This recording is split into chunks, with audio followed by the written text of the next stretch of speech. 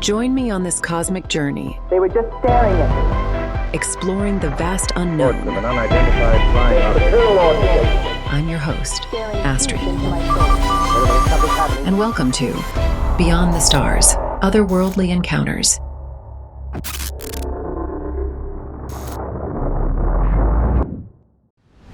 The mid-20th century was a time of constant change in America. It was a period of great scientific advancement and one of increasing fascination with the idea of extraterrestrial life. Artificial gravity off. In 1955, the very first McDonald's fast food restaurant franchise opened in Des Plaines, Illinois, quickly becoming one of the world's most iconic and widespread fast food chains on the planet. Isn't that McDonald's hamburger delicious? An African-American woman named Rosa Parks refused to give up her seat on a segregated bus in Montgomery, Alabama, sparking the Montgomery bus boycott, which marked a crucial moment in the American civil rights movement. The iconic film Rebel Without a Cause was released in theaters just 1 month after the untimely death of its 24-year-old star, Hollywood icon James Dean, in a tragic automobile accident. The 1950s were also marked by post-World War II recovery. The United States found itself in the midst of the Red Scare, with the McCarthy era fueling paranoia about communist infiltration. One communist on the faculty of one university is one communist too many. This atmosphere of anxiety extended to a fascination with the unknown and unexplained, as science fiction in literature and film became increasingly popular, capturing the public's imagination with iconic works like The Day the Earth Stood Still and the 1953 adaptation of The War of the Worlds by H.G. Wells. The official beginning of the space race only fueled the fires of the UFO craze. It was in this climate of uncertainty that the Kelly-Hopkinsville Encounter unfolded as a bizarre and mysterious incident that would go on to captivate the attention of millions. Also known as the Hopkinsville Alien Encounter and the Hopkinsville Goblin Case, their story of a terrifying siege by otherworldly beings would become one of the most detailed and baffling accounts of an alien close encounter on record, especially notable for the large number of witnesses, nearly a dozen. The duration of the encounter, several hours, and the close proximity between the witnesses and creatures, sometimes just a few feet away. The Eyewitnesses. Just outside of Hopkinsville, Kentucky, in the tiny rural hamlet of Kelly, the Sutton family lived in an unpainted 3-room house without running water, a telephone, radio, TV, or books. The Suttons were a typical American family, trying to make ends meet in the post-war era. Mrs. Glennie Langford was the no-nonsense, level-headed matriarch of the family. The 50-year-old widow resided in the farmhouse with a brother-in-law, her 2 older sons and their wives, and her 3 young children, ages 12, 10, and 7. Family friends Billy Ray Taylor and his wife had come from Pennsylvania to visit Elmer Sutton, known to most as Lucky, with whom he had worked on a traveling carnival. The 2 men were buddies, whose differences complemented one another. Where Billy Ray was a nimble and talkative fellow who loved attention, Lucky was big, brawny, and serious, accustomed to barking orders and being in control. On the night of August 21st, 1955, these 11 souls found themselves at the center of an otherworldly experience that would captivate the world and change their lives, for better or for worse. The Fateful Night. The evening of August 21st, 1955, began like any other for the Sutton family and their friends. Finding respite from the heat and mosquitoes, they were enjoying a calm night playing cards inside the farmhouse. The first curious incident occurred sometime after 7 p.m., when Billy Ray Taylor had gone to fetch water from the well in the backyard. Suddenly, he saw a bright, silvery object in the sky with an exhaust emitting all the colors of the rainbow. This strange, luminous thing hovered in the sky 30 or 40 feet above, silently approaching the house from the southwest. As Billy Ray later recalled, the object glided horizontally over the fields before slowing down, halting in midair, and then dropping straight to the ground, vanishing into a 40-foot gully at the field's end. Where'd it go? Billy Ray raced back to the house, sharing this astonishing tale of spotting what he called a flying saucer. Initially, Billy Ray's story amused the family. They weren't in the habit of taking him seriously. They brushed it off, assuming he had mistaken a shooting star, and engaged in light-hearted discussion for a while, before dismissing it as a joke. No one even entertained the idea of venturing all the way out to the gully to investigate. Until... Shortly thereafter, around 8 o'clock, the dog started barking furiously when Billy Ray and Lucky hurried to the back door to investigate what was agitating him. The dog promptly tucked its tail between its legs and darted under the house, not reappearing until the following day. They peered out into the darkness and saw an unusual glow emerging from the fields. As it drew closer, they discerned what appeared to be a diminutive figure, unlike any they had encountered before. Standing at about 3.5 feet tall, with an oversized, almost perfectly round head and arms extending nearly to the ground. The creature had large hands with talon-like claws. Its eyes, much larger than a human's, emitted a yellowish glow. The entire being seemed to be composed of silver metal, emitting an eerie light and casting an otherworldly halo in the darkness. But strangest of all was the way it moved. It appeared to float, rather than walk. Terrified, the two men retreated to the farmhouse. Attempting to fend off the approaching intruders, they grabbed a 20-gauge shotgun and a .22 rifle and fired at the little man as it came toward the back door.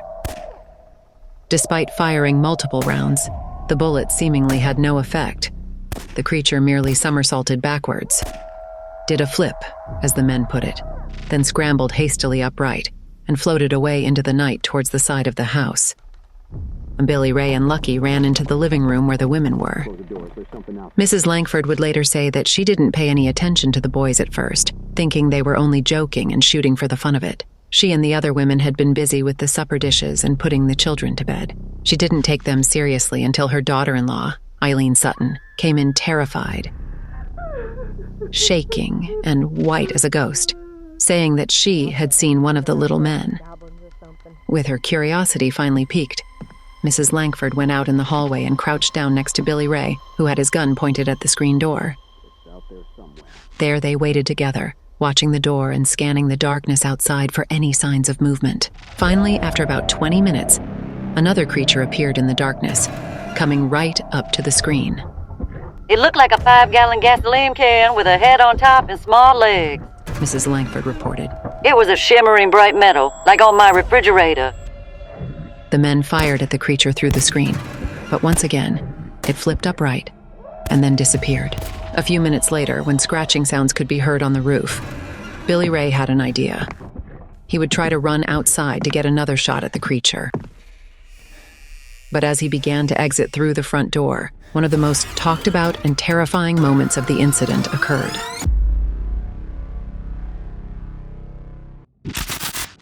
As Billy Ray charged through the doorway, all of the sudden, just as he was about to step down into the yard under the small overhanging roof, a claw-like hand reached down and touched his hair. Everyone started screaming as Eileen grabbed him, pulling him back into the house. Lucky, following closely behind Billy Ray, pushed past him into the yard, raised the 12-gauge shotgun towards the creature on the overhang, and fired at point-blank range. According to the 8 eyewitnesses, it sounded as if the shots had hit a metal bucket. As before, the creature flipped over and floated to the ground, disappearing into the darkness, seemingly unhurt. The bizarre standoff continued for several hours, with the Suttons and their friends frantically trying to fend off the mysterious entities, during which the witnesses feared for their lives. The rapid movement of the creatures made it difficult to discern whether there were several of them, or if just 2 or 3 were swiftly disappearing and reappearing in various locations, which might have created the illusion of a larger number than there really were. Several times, apparently, the men thought they had driven off their invulnerable visitors, only to have them return again and again. Finally, with seemingly no other choice, they decided to flee to the local police station. By the time the family left the house, the witnesses were in a state of shock and disbelief. One child was screaming with fear and had to be carried to the car. The immediate aftermath. It was about 11 o'clock when the Suttons got into 2 vehicles and headed at top speed for the Hopkinsville police station. They arrived absolutely terror-struck, breathlessly recounting their harrowing experience. Later on, after the incident was investigated and dissected ad nauseum, skeptics and believers alike seemed to be in agreement on only one fact: the extreme fright and genuine terror felt by the Sutton family. Police Chief Russell Greenwell was emphatic. Something scared those people. Something beyond reason, nothing ordinary. One of the investigators observed that Billy Ray was pale, almost hysterical, with a heart rate of 140 beats per minute, twice the normal rate. Chief Greenwell pointed out, furthermore, that their coming to Hopkinsville at all was significant. These aren't the kind of people who normally run to the police for help. Greenwell later told investigators. What they do is reach for their guns.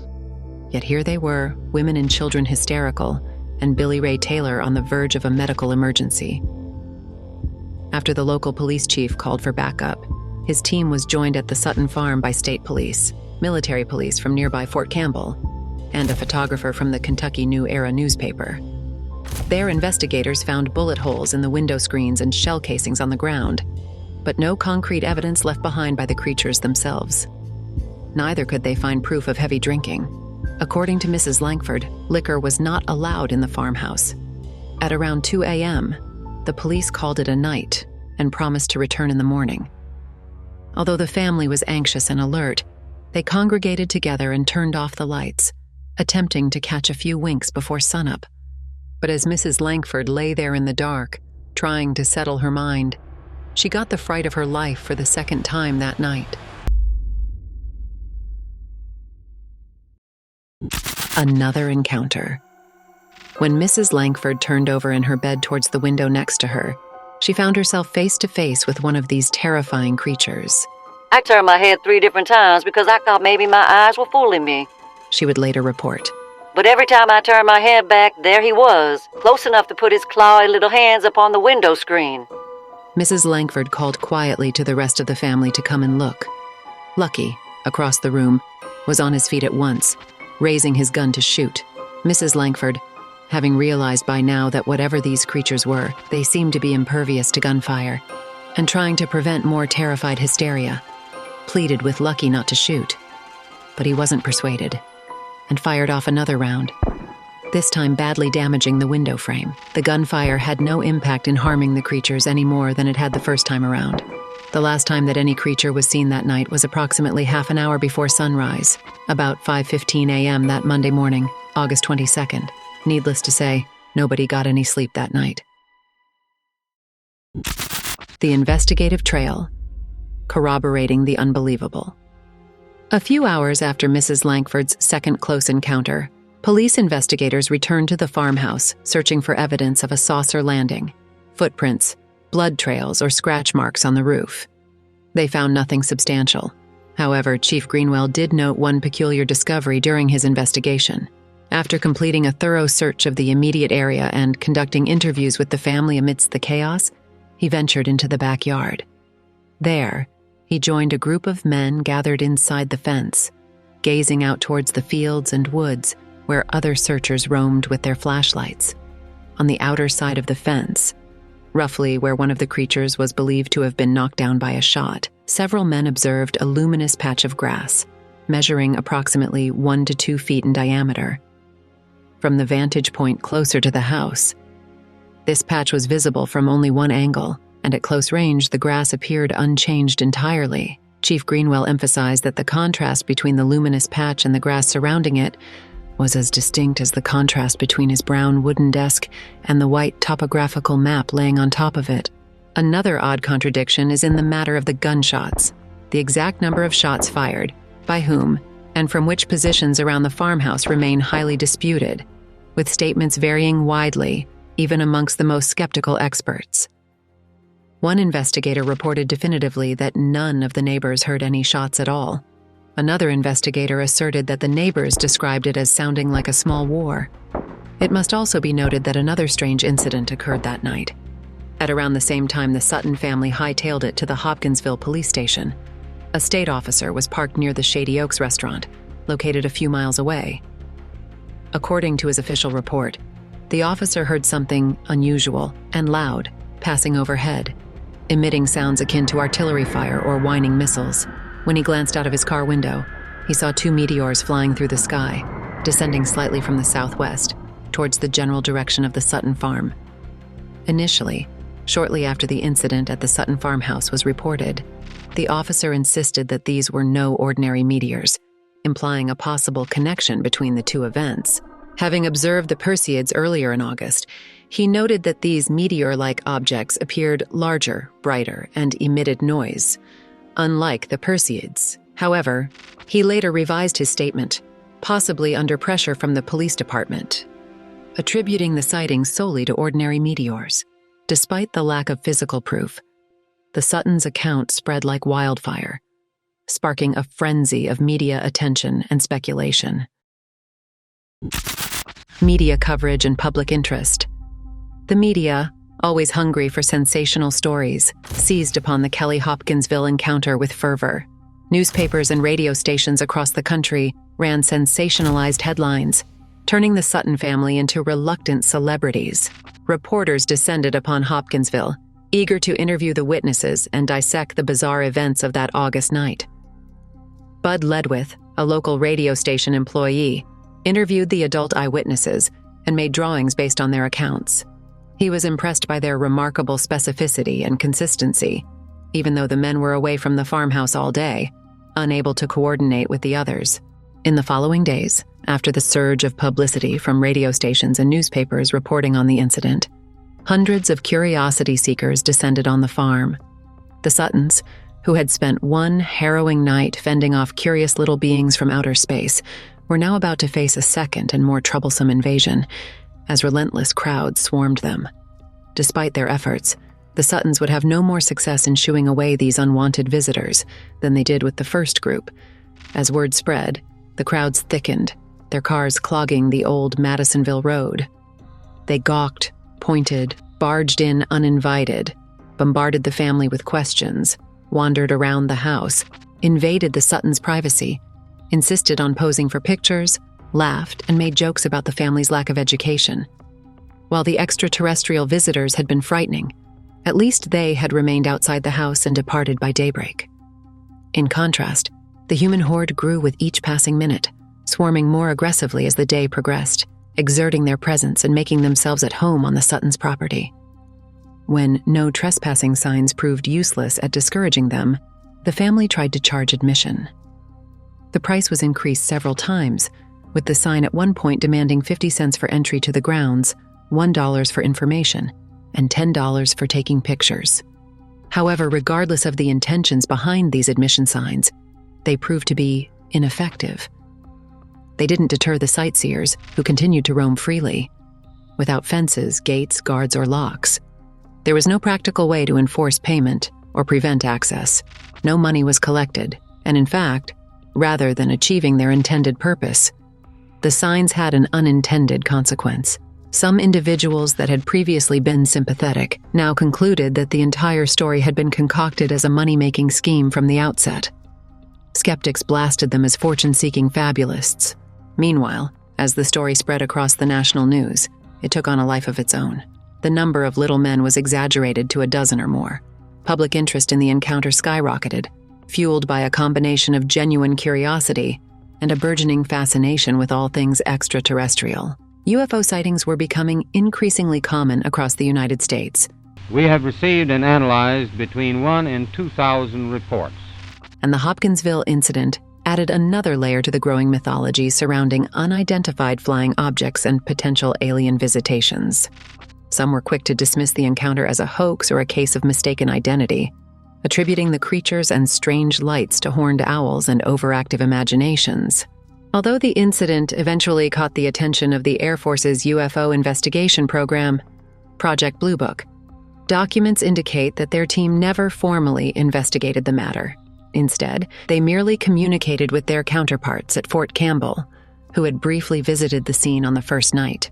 One of the most thorough investigations of the Kelly incident was undertaken in 1956 by ufologist Isabel Davis and published several decades later by the Center for UFO Studies, a group founded by famous astronomer J. Allen Hynek, Project Blue Book's civilian investigator. Davis's 200-page report, Close Encounter at Kelly and Others of 1955, co-written with Ted Blocher, includes detailed maps of the farmhouse and its surroundings, Bud Ledwith's drawings as described by Billy Ray Taylor and Lucky Sutton, documentary records, and interviews with several Sutton family members and police investigators, as well as similar accounts from around the world.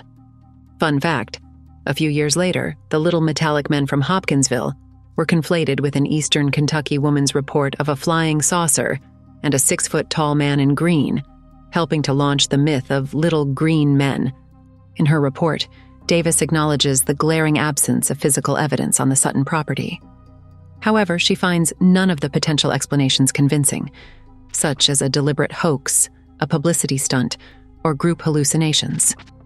While some questioned whether the young men were embellishing their accounts, possibly influenced by concealed alcohol, Davis formed a distinct impression after meeting Mrs. Langford. She perceived her as a serious, rigid dour woman who abhorred the limelight and had no motive to fabricate the story.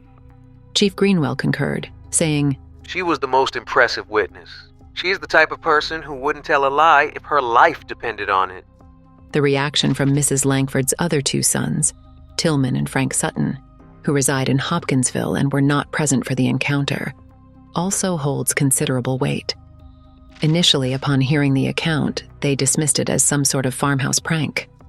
However, upon discovering that their mother also claimed to have seen the creatures, their perspective shifted.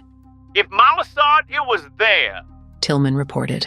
It was inconceivable to imagine her taking part in a hoax, let alone experiencing hallucinations or succumbing to hysteria.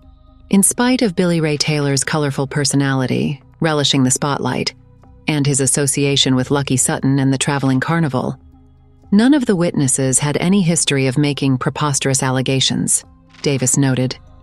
In fact, her report takes great pains to point out the glaring mishandling of physical evidence. Certain things were not done, she writes. No part of the area was ever roped off to prevent damage to the footprints everyone was looking for. The investigators were everywhere and anywhere. There was never any systematic attempt to collect shotgun shells in and around the house. No one used a Geiger counter anywhere in the area. What do you believe? If the original investigators had been less sloppy, might they have found some concrete evidence? Or were the other strange contributing factors from that night, like the whistling meteors and the luminous patch of grass, combined with Mrs. Langford's reliability as an eyewitness, enough to confirm the possibility that something not just extraordinary, but otherworldly had occurred? A continuing legacy. Whether you're a skeptic or a true believer, the Kelly-Hopkinsville encounter remains a fascinating chapter in the annals of UFO lore. It serves as a reminder of the enduring human fascination with the mysterious and unexplained, and the ways in which such stories can captivate the public imagination for decades to come. The legacy of that fateful night in 1955 lives on, etched into the fabric of American folklore and continuing to spark discussions about the existence of extraterrestrial life and the mysteries that may still lie beyond our understanding. In the late 1970s, Steven Spielberg used the event as the basis for Night Skies, an unproduced science fiction horror film. Although Night Skies never came to fruition, different aspects of that film would later serve as inspiration to Spielberg, namely, a suburban family terrorized by paranormal forces in Poltergeist, and the curious benevolence of an extraterrestrial creature in E.T. Even the design for those furry little gremlins, some say, were inspired by the drawings Billy Ray Taylor and Lucky Sutton made on the morning after that fateful night in 1955. The government's top-secret UFO investigations, known as Project Blue Book, were eventually declassified and published, and even dramatized in a scripted TV series on the History Channel, with an entire episode dedicated to the Kelly-Hopkinsville Encounter. To sink your teeth into the official Project Blue Book report, as well as J. Allen Hynek's own research, published in the Hynek UFO Report, The UFO Experience, and The Edge of Reality, visit AUDIOBOOKSNOW using a special discount code in the description below. And to celebrate its ufology legacy, the town of Kelly, Kentucky holds an annual celebration with the Little Green Men Days Festival every August. Conclusion: an unresolved enigma. The Kelly-Hopkinsville Alien Encounter of 1955, though shrouded in mystery and controversy, stands as a testament to the cultural climate of the time.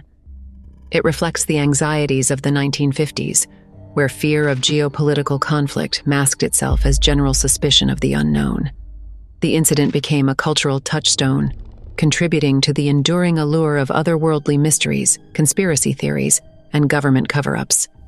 Between the rapid technological advances of the era and the sudden obsession with science fiction in popular culture, the incredible surge in reports of UFO sightings and alien encounters comes as no surprise. From the initial wave of sightings in 1947, with the birth of the flying saucer, the first Man in Black, and of course, Roswell, to shocking tales of abduction and medical experimentation, like Betty and Barney Hill, and later, Travis Walton, to evidentiary bodily injuries, like the burned scoutmaster in the Everglades and the mutilated military officer at the Holloman Air Force Base. The mid to end of the 20th century was filled with countless such tales of mystery and intrigue, and we look forward to sharing them all with you. Until then, we'll continue to watch the skies and ponder that age-old question: what lies beyond the stars, waiting to be discovered, in the outer reaches of the unknown?